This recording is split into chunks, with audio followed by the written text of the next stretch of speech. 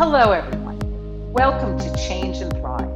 I'm your host, Dr. Wendy Heckelman, founder and CEO of WH Consulting and Learning Solutions. Thank you for tuning in. Be sure to subscribe and select the notification bell. That way, you will never miss an episode. Last week, we introduced our ABCs of leadership for all times in response to the pandemic, which has created business challenges unlike any we have ever faced. Add this to the massive humanitarian challenges and upswelling of social justice, and this unique moment requires a new set of leadership imperatives with great potential beyond the crisis. The opportunity is now for recalibration, with implications for the organization on how they identify and develop leaders for the future and well beyond. As a result, we have a new leadership paradigm. It's called the ABCs of leadership for all times.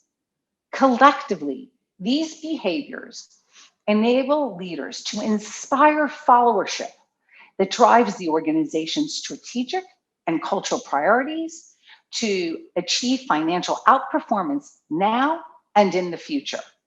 They inform and expand upon each other in a powerful way. Although important individually, collectively, they are that power juice, that superpower. Today, I am pleased to have Dr. Loretta Cape, who is a member of the WLH team and co-leader of our Will Now initiative. Welcome back, Loretta. Thank you, Wendy. I'm always glad to be a part of this process with you and talking about leadership for the future. And with that being said, I'd like to just recap quickly what our ABCs of leadership for all times are. First, there's agility. Then there's breakthrough thinking. There's collaboration that is bold and intentional.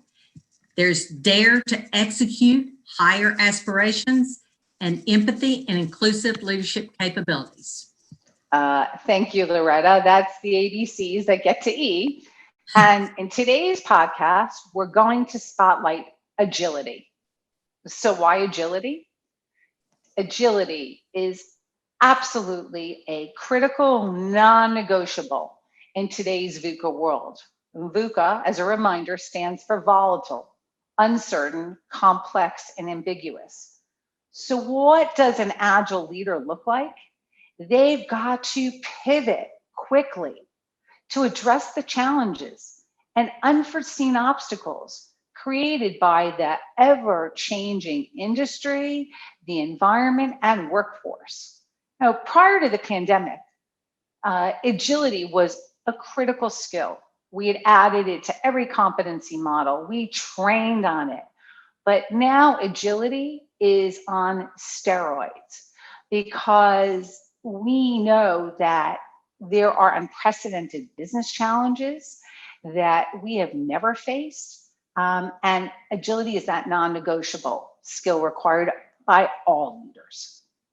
Absolutely. It not only was the most marketable skill within our industry and across healthcare, but it is risen to the top in all the current research as well as being the most important during this crisis, which will probably remain more important beyond the pandemic.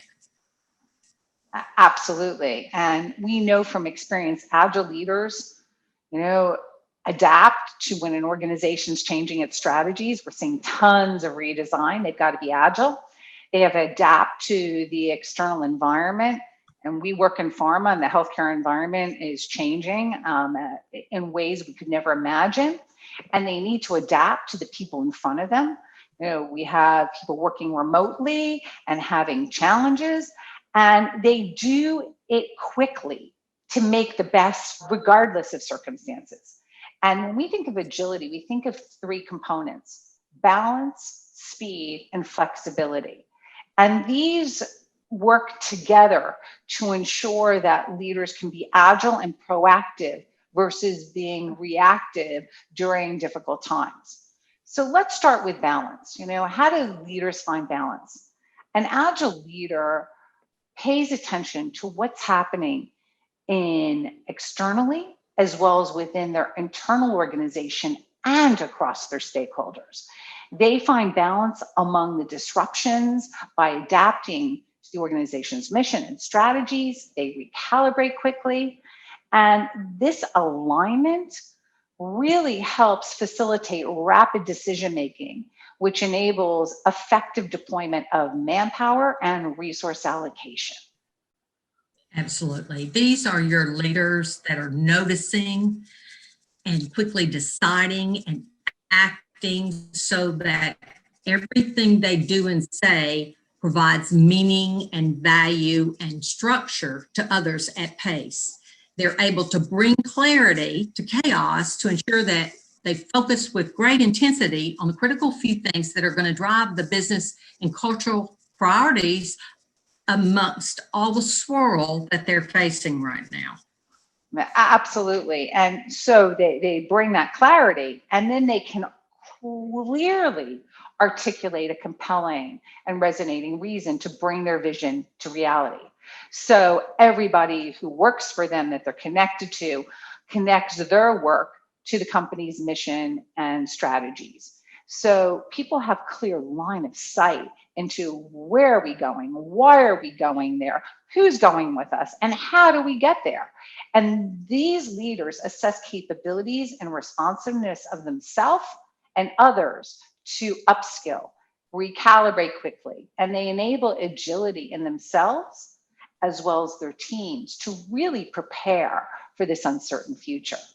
And Loretta, we have been teaching agility for a long time, long before the pandemic. And people say, well, when do you know if they have balance? And my response is to listen to the questions you're being asked. And if most of them are the why questions, that tells you they're not quite there yet. Absolutely. This reminds me of a case, a situation we were recently in, if you'll remember, working with a leader. And this leader, their organization was not only transitioning to all these new ways of working as a result of the pandemic, but they were also being acquired by another organization. So there was tremendous organizational changes rolling out as a result of that as well. As the leader was, I guess, reporting out changes in policies and practices with the team, the employees started to push back aggressively in some cases because they just didn't understand why the changes were made. And they believed that the changes made their jobs much more difficult than they needed to be. So when that happens, obviously engagement goes down. So when working with this leader, we were talking about what are the questions that you're getting most? And the answer was, well, everything's about the why. So she paused, pulled the team together quickly, and then she walked through every change and how each of these changes allowed them to drive their mission to put patients first. And in addition, she implemented a plan that from this day forward, every change, there was going to be a member of the team that had a seat at the table to ensure that the process increased efficiencies and ways of working. And that in turn created better buy-in and accountability. Yeah, for sure. I mean, this was a challenging situation, but that leader, from when they started to when they ended, definitely demonstrated far more balance. So let's add, okay, balance is staying on that board, external, internal, coming together and communicating that. So where do you find speed? And agile leaders, speed is about quickly pivoting and adjusting to novel environments and new ways of working. Why? Because the agile leader takes full ownership and accountability for their work and their results, and they move with a sense of urgency. Yes, and when these disruptions occur, it allows them to look at these industry trends much more broadly than they ever have before, and so that they can identify and take on tasks and projects that need to be tackled in the new reality in order for the company to succeed going forward. Absolutely. And as they do the work, they're cognizant of the opportunities to streamline processes, identify business risks. In other words, they slow down in order to go fast. And as leaders, they cut down those trees, but not real trees. We're economic, we're eco-friendly, but they clear the path. So these are the leaders who pause to identify barriers, to speed up and find a way to really streamline that process and accelerate decision making. And they go beyond just working within their function. They reach across the organization and assess the business risk, they identify risk mitigation strategies, and proactively monitor and recalibrate quickly. They applaud fast failures. That's the thing that we forget sometimes, is that if we have to monitor everything and we make people afraid to fail, then that's going to be a big barrier to speed. So instead, these leaders are applauding fast failures as an opportunity for growth, and they're clearing a path forward to focus on what those top priorities need to be. We have a really powerful example, and it's really Operation Warp Speed. We've all been tracking to the race to a vaccine and seeing in unprecedented ways in which AI has accelerated the process from a 4-year development cycle, and that's if everything goes well, to hopefully a 6-month cycle while maintaining safety priorities. Now, in addition, these companies have planned forward for each trial phase by identifying and reading patients and protocols in advance. So as soon as one phase is completed, they immediately can start the next phase of trials. And the result is accelerated speed to the FDA, who is poised for an emergency approval process. So that is really all about speed from an agility perspective.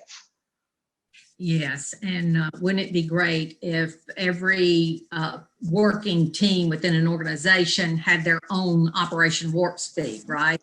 For sure. But to do that, they're going to have a lot of flexibility as well. We know right now that fixed mindsets are not going to enable leaders to flex and move fast enough in the disruptive times and to move forward rather than remain paralyzed. They have to provide crystal clear prioritization. That's going to be key. So in order to inspire followership that we've been talking about, that's going to be necessary to drive these new priorities in the midst of chaos, leaders must be able to connect and influence others. Absolutely. And, flexibility really is a key capability that cannot be overlooked, right? It allows leaders to adapt to people in front of them. To their style, what their needs are. A great leader is like a Gumby bear, that they can move back and forth and they can stretch themselves and they can flex all elements of their work style. It's advantageous to their success and to the success of others. Yeah, these are the leaders who are very, very comfortable working with different people. And as a result, they're often viewed as the most influential leaders in the organization, if you think about it. And then that's because they're able to flex their communication style depending on their audience and the situation. And I always say when I'm coaching managers, I say, the golden rule here is whoever wants to influence someone, that's the person that has to do all the flexing. Absolutely. And let's stack another. These are leaders who also look ahead and leverage the power of their peer networks, actively seeking information that will help contextualize situations and anticipate future opportunities. Absolutely. Not to mention that it's not just, this is an example of flexing inside the organization. People forget that it's not just staying within your organization and flexing to your key stakeholders or direct reports or peers. You've got to understand right now in a pandemic how it has impacted all the different healthcare stakeholders and how that change has impacted customer priorities and workplace practices. If you think about the shift, as you mentioned earlier, Wendy, to face-to-face virtual engagement, these customer-facing roles are facing new challenges in not only scheduling, but in getting that next customer engagement set up. And a lot of the work that we're doing right now is helping them shift their mindset from product focus to customer focus, understanding these changes and meeting them where they are. They're able to pivot quickly when they can do that so that they're ready and flexible to bring forward the right solution to that customer's current challenge, as well as identify those unmet needs and pull them across the organization so that they can identify innovative solutions. Yeah, I think that's a great example of really what that flexibility looks like. So as we close out today's podcast on agility, I want to summarize a few key points. Agile leaders bounce back in tough times with momentum. Those who are supportive and employee focused, comfortable with ambiguity, promote an open, trusting working environment, increase employee engagement, embrace rapid decision-making, have emerged as the most effective leaders during the pandemic. This is where we see the weave and coherence in each of the leadership behaviors in our new leader paradigm, and why together they are so powerful. And if these behaviors are sustained and scaled, they can further accelerate the transition to a more agile organization that maintains balance, speed, and flexibility. So if you're looking to develop agility at the individual, team, or leadership level, please feel free to reach out to us as we have cutting-edge learning solutions that drive agility capability development.